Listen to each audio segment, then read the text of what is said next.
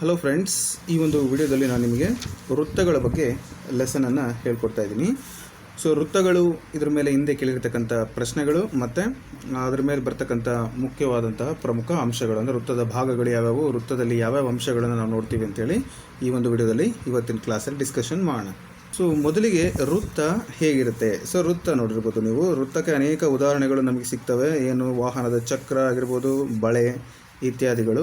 So ವೃತ್ತಕ್ಕೆ ಏನೇನು ಅಂಶಗಳಿರ್ತವೆ ಅಂತ ನೋಡೋದಾದರೆ ವೃತ್ತ ಕೇಂದ್ರ ಇರುತ್ತೆ. ಸೊ ಇದೊಂದು ವೃತ್ತ ಕೇಂದ್ರ ಮತ್ತು ಪರಿಧಿ ಕೂಡ ಇರುತ್ತೆ. ಸೊ ವೃತ್ತದ ಸುತ್ತ ಇರತಕ್ಕಂಥದ್ದು ಇದು ಪರಿಧಿ, ಅನೇಕ ಬಿಂದುಗಳಿಂದ ಆವೃತವಾಗಿದೆ. ಮತ್ತು ವೃತ್ತ ಕೇಂದ್ರದಿಂದ ಪರಿಧಿಗೆ ಎಳೆದಿರತಕ್ಕಂಥ ಒಂದು ದೂರ ಏನಿದೆಯಲ್ಲ, ಇದನ್ನು ನಾವು ತ್ರಿಜ್ಯ ಅಂತ ಕರಿತೀವಿ, ಇಂಗ್ಲೀಷ್ನಲ್ಲಿ ರೇಡಿಯಸ್ ಅಂತ ಕರೀತಾರೆ.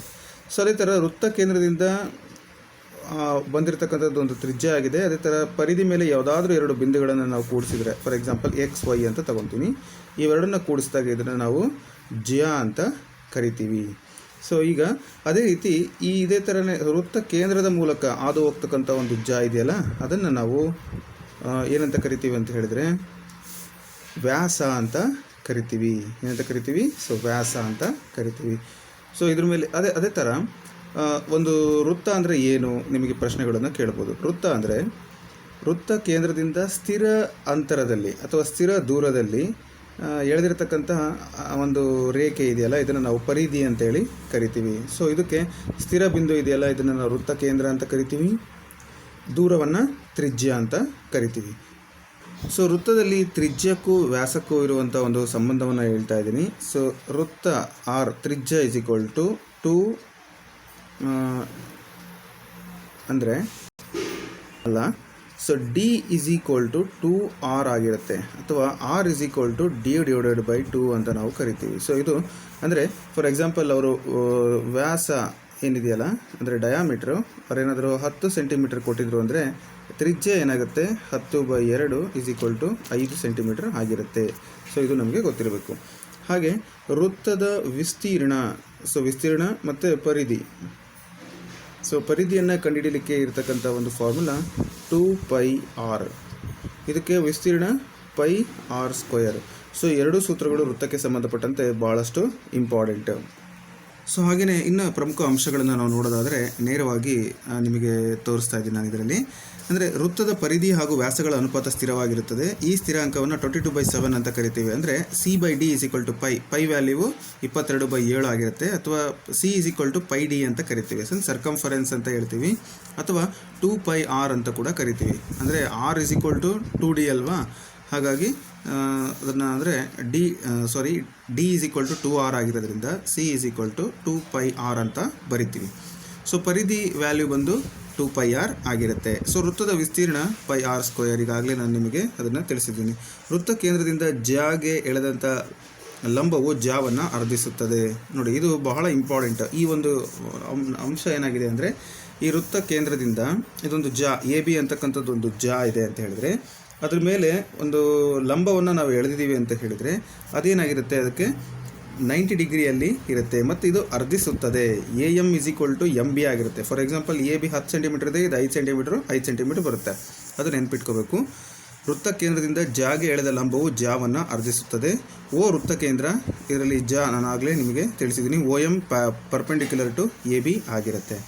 ಅದೇ ರೀತಿ ಇದು ನೋಡಿ, ಇಲ್ಲೊಂದು ಇದೆ, ಎ ಬಿ ಇದೆ, OM ಅನ್ನು ಎಳೆದಿದ್ದಾರೆ ಅದಕ್ಕೆ ಪರ್ಪೆಂಡಿಕ್ಯುಲರ್ ಆಗಿ, ಮತ್ತು OB ಅನ್ನು ಜಾಯಿನ್ ಮಾಡಿದ್ದಾರೆ. ಸೊ OB ವ್ಯಾಲ್ಯೂ ಏನಾಗಿರುತ್ತೆ, ಇದು ತ್ರಿಜ್ಯ ಆಗಿರುತ್ತೆ. ಸೊ ನಾವು ಇದರಲ್ಲಿ ಇದಕ್ಕೆ ಸೂತ್ರವನ್ನು ಅಪ್ಲೈ ಮಾಡಿ ಕಂಡುಹಿಡಿಬೋದು. ಅಂದರೆ ಯಾವ ರೀತಿ ಅಂತ ಇಲ್ಲಿ ನಿಮಗೆ ಹೇಳಿದ್ದೀನಿ ನೋಡಿ. ತ್ರಿಜ್ಯ ಇಸ್ ಈಕ್ವಲ್ ಟು OB ಆಗಿರುತ್ತೆ, ಆರ್ ಅಂತ ತಗೊಂಡಿದ್ದೀನಿ ಅದನ್ನು. So this is small R. ಅದೇ ರೀತಿ ಎ ಬಿ ಅಂದರೆ 2L ಅಂತ ಕರಿತೀವಿ.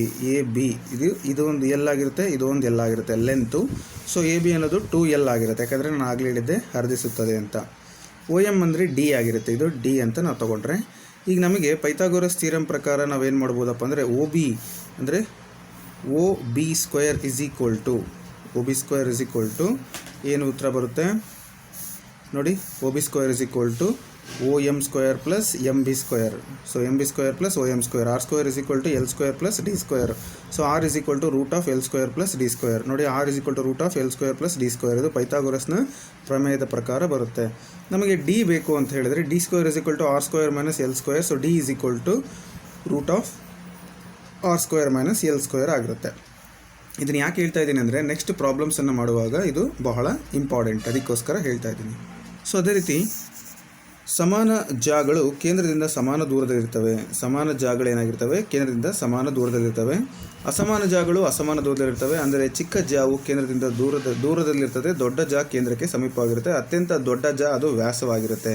ವೃತ್ತಖಂಡದೊಳಗಿನ ಕೋನಗಳನ್ನು ನಾವು ನೋಡೋದಾದರೆ ಇಲ್ಲಿ ನೋಡಿ, ಇಲ್ಲಿ ವೃತ್ತಖಂಡ ಅಂತ ಇದೆ. ಸೊ ಇಲ್ಲೊಂದು ಜಾ ಎಳೆದಿದ್ದಾರೆ, ಈ ಕಡೆ ಒಂದು ಕೋನ ಬಂದಿದೆ, ಈ ಕಡೆ ಒಂದು ಕೋನ ಬಂದಿದೆ. ಸೊ ಇಲ್ಲೊಂದು ಕೋನ, ಇಲ್ಲೊಂದು ಕೋನ ಇದೆ. ಅಂದರೆ ಎ ಪಿ ಬಿ ಅಧಿಕ ವೃತ್ತಖಂಡದೊಳಗಿನ ಕೋನ ಆಗಿದೆ. ಎ ಪಿ ಬಿ ಅಧಿಕ ವೃತ್ತಖಂಡ ಇದೆ, ಅದರೊಳಗಿನ ಒಂದು ಕೋನ ಆಗಿದೆ ಅದು. ಇದನ್ನು ನಾವು ಏನಂತ ಕರಿತೀವಿ ಅಂದರೆ ಲಘು ಕೋನ. ನೋಡಿ, ಅಧಿಕ ವೃತ್ತಖಂಡದೊಳಗೆ ಯಾವ ಕೋನ ಇರುತ್ತೆ? ಲಘು ಕೋನ. ನಿಮಗೆ ಮಲ್ಟಿಪಲ್ ಚಾಯ್ಸ್ ಕ್ವಶನ್ಸಲ್ಲಿ ಕೇಳ್ಬೋದು. ಅದೇ ಥರ ಲಘು ವೃತ್ತಖಂಡದೊಳಗಿನ ಕೋನ ಆಗಿರುತ್ತೆ, ಅಧಿಕ ಕೋನವಾಗಿರುತ್ತೆ. ಇದು ಲಘು ವೃತ್ತಖಂಡ, ಸೊ ಇದಕ್ಕೆ ಅಧಿಕ ಕೋನ ಆಗಿರುತ್ತೆ. ಸೊ ಅರ್ಧ ವೃತ್ತಖಂಡಗಳ ಕೋನಗಳು ಏನಾಗಿರ್ತವೆ ಅಂತ ಹೇಳಿದ್ರೆ ಲಂಬ ಕೋನ ಆಗಿರುತ್ತೆ. ಸೊ ನೆಕ್ಸ್ಟು ಅರ್ಧ ವೃತ್ತಖಂಡ ಇದ್ದಾಗ ಏನಾಗುತ್ತೆ ಅಂತ ಹೇಳಿದೆ. ಸೊ ಅರ್ಧ ವೃತ್ತಖಂಡದಲ್ಲಿ ಏನಾಗಿರುತ್ತೆ ಅಂದರೆ ಕೋನ ಲಂಬ ಕೋನ ಆಗಿರುತ್ತೆ. ಸೊ ಇದನ್ನು ನೀವು ನೆನಪಿಟ್ಕೋಬೇಕು. ಅಧಿಕ ವೃತ್ತಖಂಡದಲ್ಲಿ ಲಘು ಕೋನ, ಅಂದರೆ ಚಿಕ್ಕ ವೃತ್ತಖಂಡದಲ್ಲಿ ಅಂದರೆ ಸಣ್ಣ ವೃತ್ತಖಂಡದಲ್ಲಿ ಏನಾಗಿರುತ್ತೆ? ವಿಶಾಲ ಕೋನ ಅಥವಾ ಅಧಿಕ ಕೋನ ಬರುತ್ತೆ. ಸೊ ನೆಕ್ಸ್ಟು ಕಂಸದಿಂದ ಆಗುವಂಥ ಅರ್ಧ ಕೋನ ಮತ್ತು ಪರಿಧಿ ಕೋನಗಳನ್ನು ನೋಡೋಣ. ಈಗ ಇಲ್ಲಿ ಒಂದು ಕಂಸ ಅಂದರೆ ಫಾರ್ ಎಕ್ಸಾಂಪಲ್ಲು ಇದು ಒಂದು ಕಂಸ ಮತ್ತು ಇದೊಂದು ದೊಡ್ಡ ಕಂಸ ಆಗಿದೆ. ಇಲ್ಲಿ ಒಂದು ಕೋನ ಇದೆ, ಇದೊಂದು ಕೋನ ಇದೆ ಮತ್ತು ಇದೊಂದು ಕೋನ ಇದೆ. A O B, A P B. A ಮತ್ತು ಬಿ ಎರಡು ಬಿಂದುಗಳ ಮುಖಾಂತರ ಎಳೆದಂಥ ಎರಡು ಕೋನಗಳು ಒಂದು ವೃತ್ತ ಕೇಂದ್ರದಲ್ಲಿ ಬರುವಂಥ ಕೋನ ಏನಾಗಿರುತ್ತೆ ಮತ್ತು ಪರಿಧಿಯಲ್ಲಿ ಬಂದಿರತಕ್ಕಂಥ ಕೋನ ಏನಾಗಿರುತ್ತೆ ನೋಡೋಣ. ನೋಡಿ, ಇಲ್ಲಿ ಪಿ ಅಂತಕ್ಕಂಥದ್ದಕ್ಕೆ ಸೇರಿಸಿದಾಗ ಅಲ್ಲಿ ಏನಾಗಿರುತ್ತೆ, ಈ ಕಂಸದಿಂದ ಪರಿಧಿ ಕೋನ ಉಂಟಾಗಿದೆ. ಇನ್ನೊಂದು ಏನಾಗಿದೆ ಅಂದರೆ ಕಂಸ ಕೋನ ಉಂಟಾಗಿದೆ.